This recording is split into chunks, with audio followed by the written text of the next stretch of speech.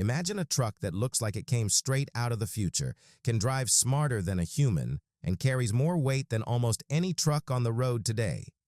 That truck is the Tesla Semi. And this time, we're not just talking about a small update, we're talking about a full refresh that has reportedly surprised even Elon Musk himself. For years, people have been asking the same questions. Is the Tesla Semi really as powerful as Tesla claims? Can it handle long distances, heavy loads, and autonomous driving all at the same time? Now, new information about the 2026 Tesla Semi has sent shockwaves through the trucking industry. The updated payload capacity is so high that it's breaking previous records. Even more surprising is the redesigned full self-driving system, which could become a game-changer not just for cars, but for heavy-duty trucks as well. Still, many questions remain. Will this truck truly be reliable on long hauls?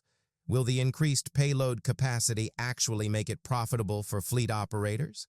And will the 2026 version of FSD reduce the need for drivers, or will it remain limited to driver assistance? These aren't simple questions, and the answers aren't obvious.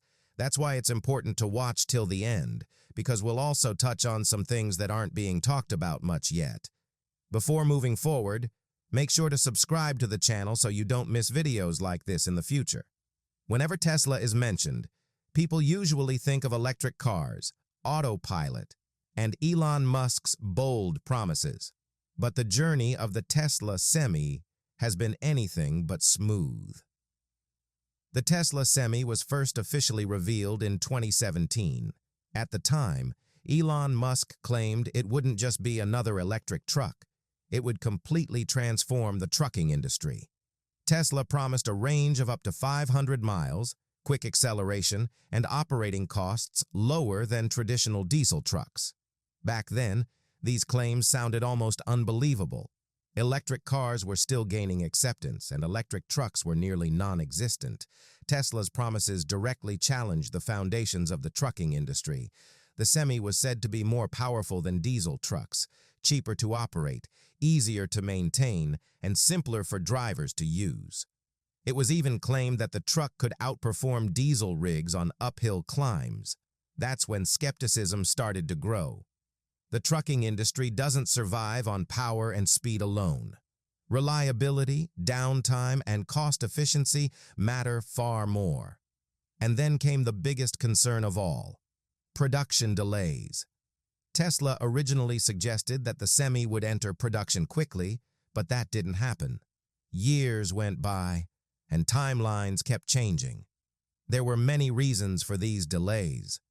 Battery technology limitations, the massive weight of batteries needed for heavy loads, insufficient charging infrastructure, and Tesla's focus on passenger vehicles.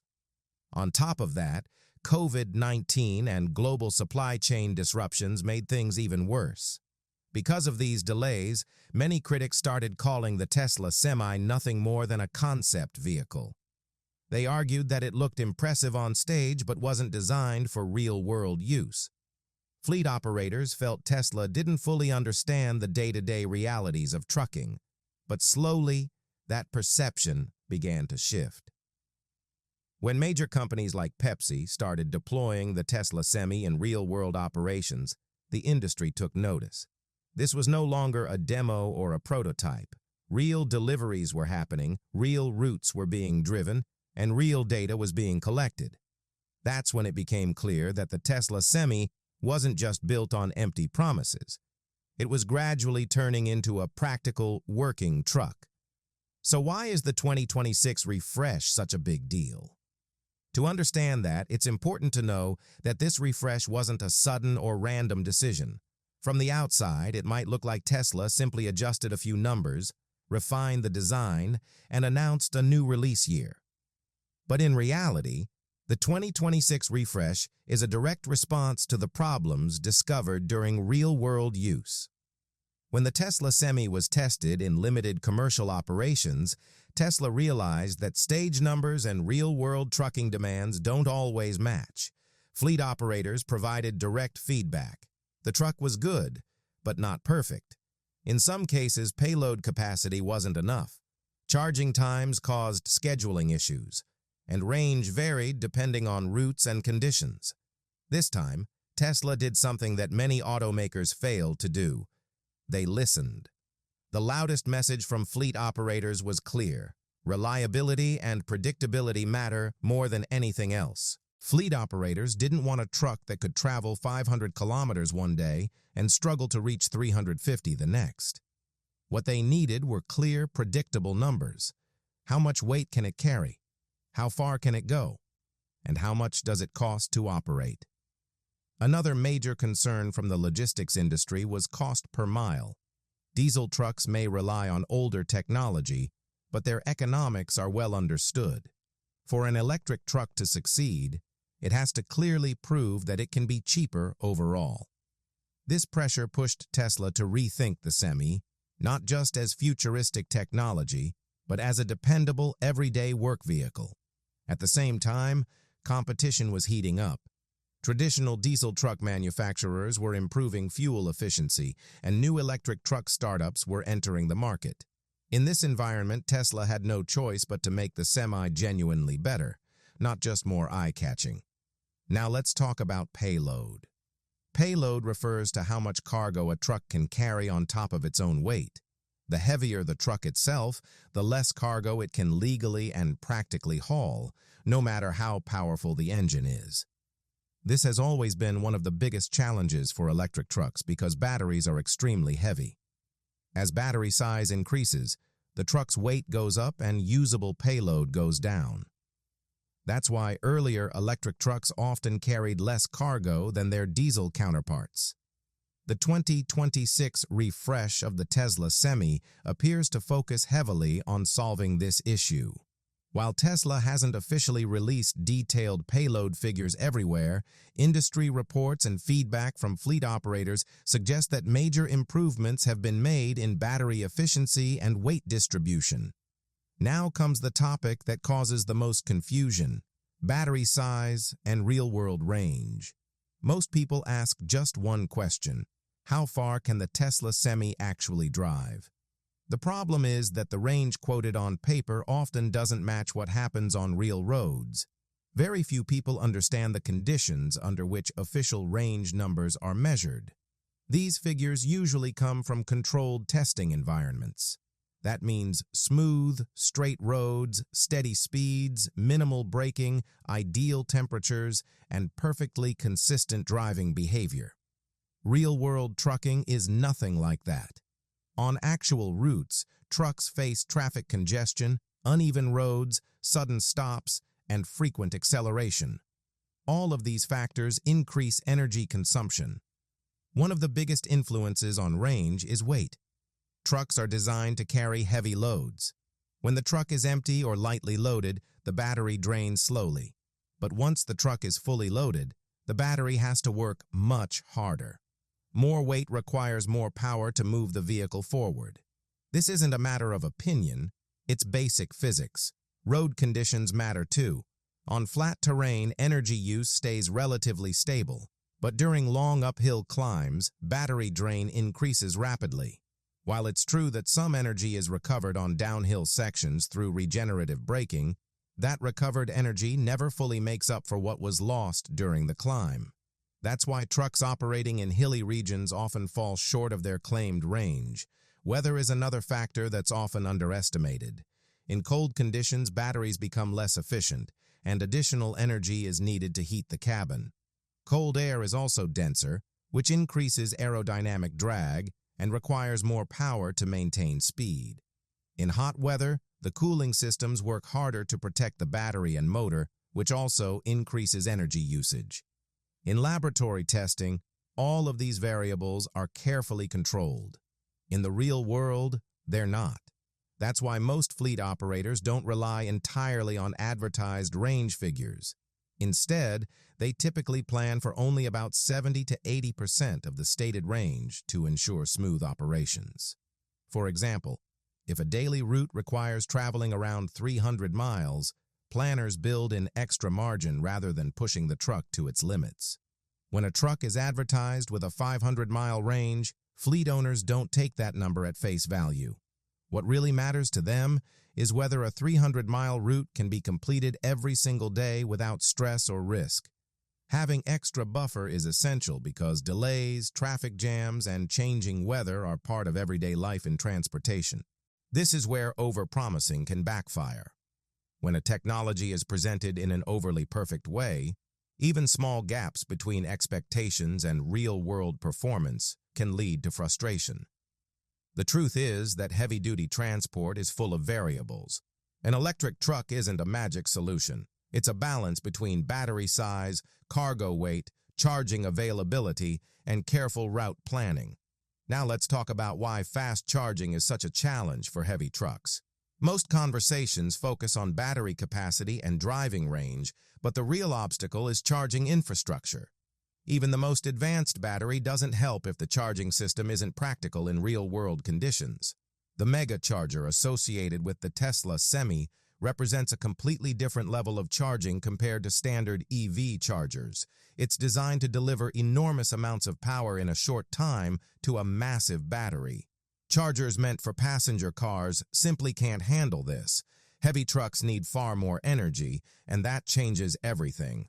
On paper, the idea sounds perfect. Charge quickly, then drive hundreds of miles. In reality, making this work is extremely complex. Fast charging a heavy truck isn't just about plugging in. It involves managing battery health, heat generation, cable thickness, safety systems, and overall temperature control, all at the same time. Pushing too much power too quickly can damage the battery and reduce its lifespan. That's why manufacturers have to carefully balance charging speed with long-term durability. This is also why features that look simple in marketing material are rolled out slowly and cautiously in real-world operations. Then there's the strain on the power grid.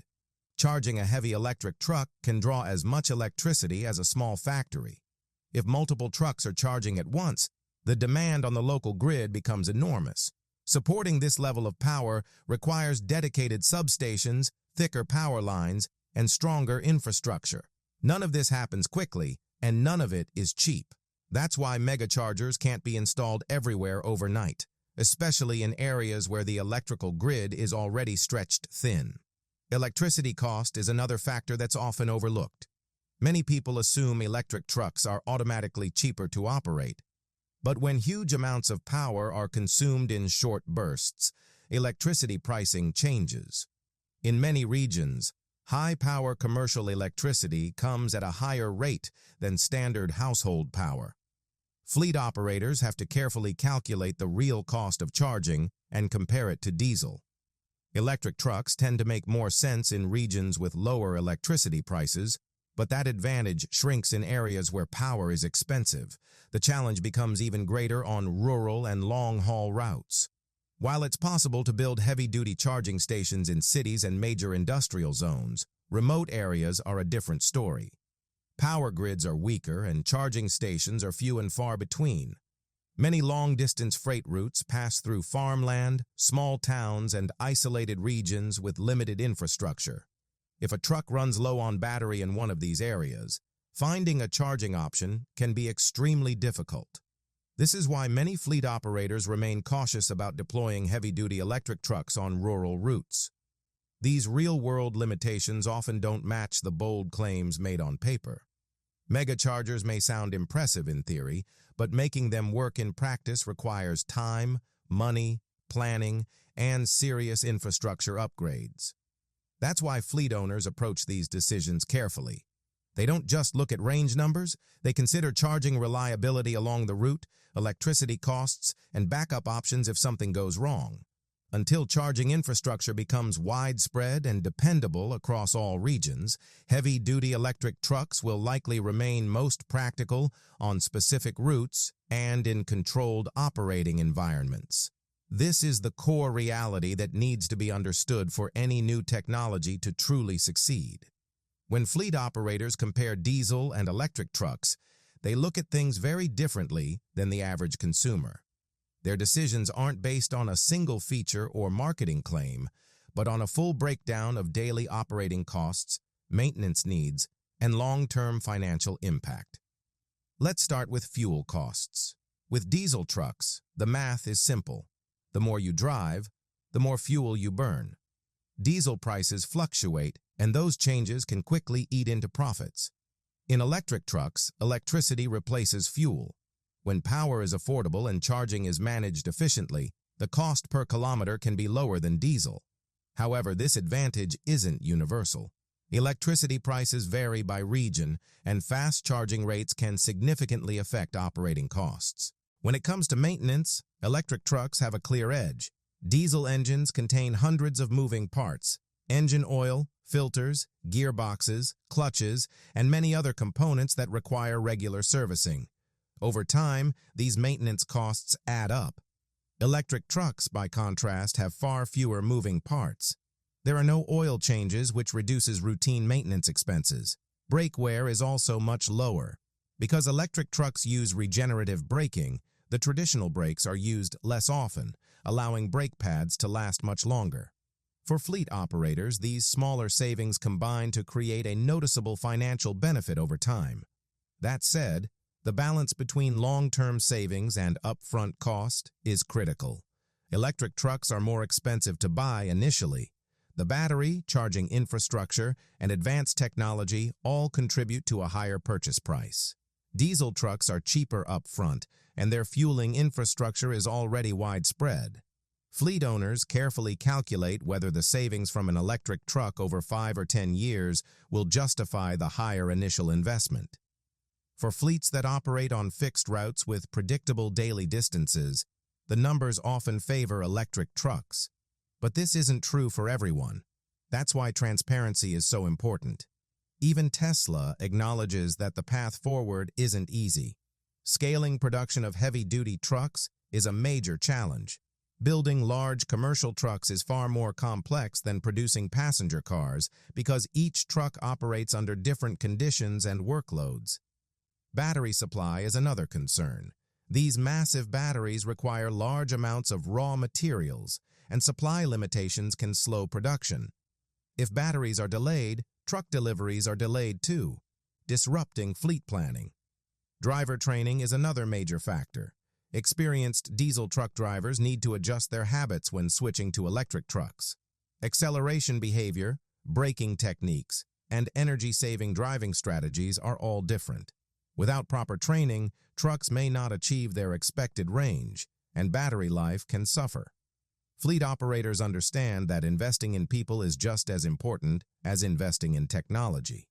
When discussions turn to fully automated trucking around 2026, it's important to understand why automation works differently for trucks than for cars. Most self-driving systems in passenger vehicles are designed for city environments, residential streets, pedestrians, cyclists, and constantly changing conditions. Truck operations are different. Heavy trucks typically run on fixed, long-distance routes, often spending most of their time on highways. Tesla has openly acknowledged this distinction. Cars deal with crowded city streets, intersections, and unpredictable obstacles. Trucks, on the other hand, usually travel on highways with fewer turns, clearer rules, and more controlled traffic flow. Because of this, truck routes are far more predictable. That's why automated driving systems are expected to work first and best on highways. Highway automation is easier to manage because speeds are steady, lane changes are limited, and traffic flows in the same direction. Trucks can remain in a single lane for long stretches, reducing the need for sudden decisions. Koenigsegg's biggest advantage lies in its axial flux six-phase motor design, technology that neither Tesla nor Rimac currently uses. Tesla still relies on radial flux motors with a cylindrical structure, while Rimac uses traditional permanent magnet motors to achieve high torque. Koenigsegg's axial flux motor, by contrast, uses a flat disc design that is smaller, lighter, and more energy efficient. In simple terms, while other companies build motors that are large and heavy, Koenigsegg has created one that is compact, lightweight, and incredibly responsive. And when it comes to cooling and durability, Koenigsegg once again stands ahead. While Tesla and Rimac use advanced liquid cooling systems, Koenigsegg goes further with tightly packed copper coils and a dual-channel liquid cooling setup that removes heat in seconds. This is why companies are focusing first on making automation reliable on highways. In contrast, operating autonomous trucks in city environments is still considered high risk. Tight streets, unpredictable traffic, pedestrians crossing without warning, and frequent rule violations all create serious challenges for automated driving systems. With a heavy truck, even a small error can result in major damage. That's why Elon Musk tends to speak cautiously about truck automation. His comments often suggest that self-driving trucks won't be deployed everywhere at the same time. Instead, the technology will be introduced first in controlled, low-risk environments. As performance improves and confidence grows, its use will gradually expand. This careful approach is what makes the technology viable in the long term. When it comes to competition, it's important to remember that Tesla isn't the only company moving in this direction. Traditional truck manufacturers are also making progress. Many are rolling out partial automation, advanced safety features, and alternative fuel solutions across their lineups. Some companies are choosing hybrid technology instead of going fully electric. For regions where charging infrastructure is limited or unreliable, hybrids offer a more practical solution by reducing dependence on electricity alone. Tesla's main advantage lies in its software capabilities and battery expertise. The company has years of experience and access to massive amounts of driving data, which gives it a strong edge in automation development. That said, Tesla also faces real limitations. Challenges around charging infrastructure, service coverage, and large-scale production still remain. Traditional manufacturers are already well established in these areas, but they are still catching up when it comes to advanced software and fully electric platforms. So, will the Tesla Semi completely transform the trucking industry? The honest answer is that change won't happen overnight. This will be an evolution, not a sudden revolution. In the early stages, adoption will be led by large fleets and select operators who run fixed routes and have access to strong infrastructure.